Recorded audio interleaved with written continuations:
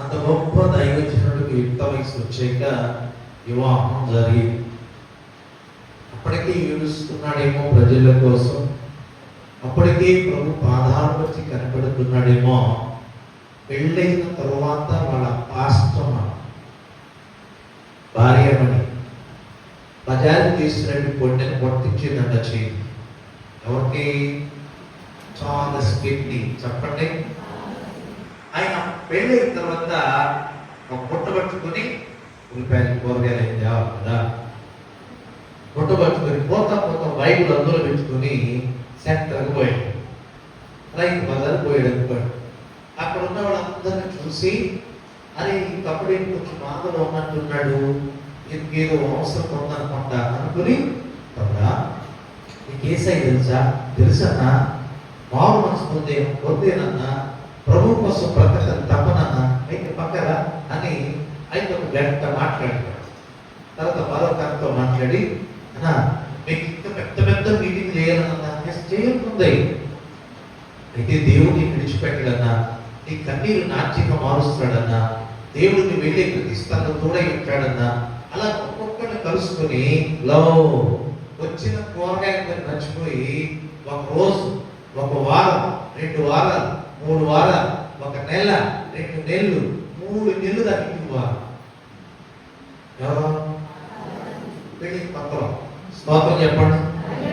సర్వసాధారణ పెళ్లికి పక్కన ఎప్పుడు మీకు తెలుసు, నేను చెప్పాను కదా. అలాంటి ఆయన బైబుల్ బ్యాగ్ లో పెట్టుకొని ఆ సంతలో ఉన్న ప్రజలను చూసి వాళ్ళ కోసం కన్నీరు మున్నీరుగా ప్రభు పాదాల దగ్గర, బిడ్డా నీ కన్నీరు తుడిచేవాడు ఉన్నాడు, సహోదరి నీ తలను పైకి ఎత్తేవాడు ఉన్నాడు, నా ప్రియ తల్లి ఓడిపోయిన నీ జీవితంలో విజయాన్ని ఇచ్చేవాడు ఉన్నాడు. దిక్కుముక్కు లేక బాధపడుతున్నావా, నీ పక్షాన నిలిచి జట్టగా ఉండి నీకు విజయాన్ని ఇస్తాడు. స్తోత్రం.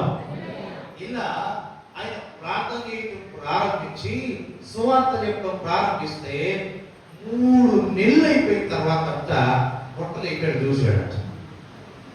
అసలు పొట్టుంది నా చేతిలో.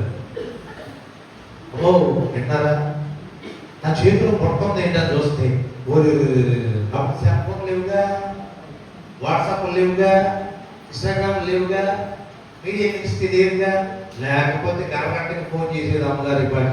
దీనికి స్తోత్రం. ఏమి లేవు కాబట్టి 3 నెలల తర్వాత అదే పెళ్ళి కాదు, చెప్పలే, నా పెళ్ళి కాదు, నా భార్య ఏం పంపించింది, కూరగాయలు పంపించింది కాదు, నేను 3 నెలలు అయిపోయింది. అబ్బా 30 మందికి బాప్తీసాలు ఇచ్చాను, 40 మందికి వాక్యం చెప్పాను, 50 మందిని ప్రభు దగ్గర నడిపించాను, 100 మంది మోకాళ్ళు వేసారు, 200 మంది చేతులెత్తి ప్రార్థన చేశారు. ఆహా యేసయ్య ఎంత గొప్ప దేవుడు అనుకుని 3 నెలల తర్వాత పోయాడు. స్తోత్రం చెప్పండి.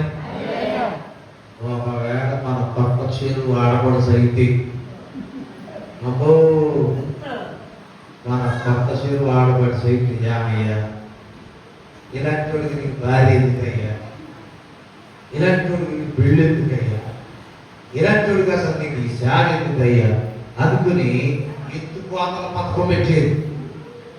పాప తల్లి తీర్పురాలు కాబట్టి, నా భర్త ఎక్కడో ప్రభు పని మీద ఉన్నాడు, నేను కూడా ప్రార్థన చేయాలని మోకాళ్ళేసి ప్రభు సన్నిధిలో ప్రార్థన చేయడం ప్రారంభించిందంట. బైబిల్లో ఉంది.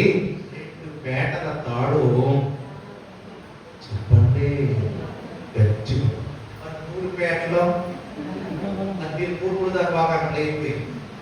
3 పేటల తాడు అల్లంతా ఉంటుంది.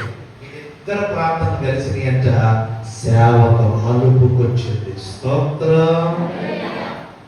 అలాంటి ఆసక్తి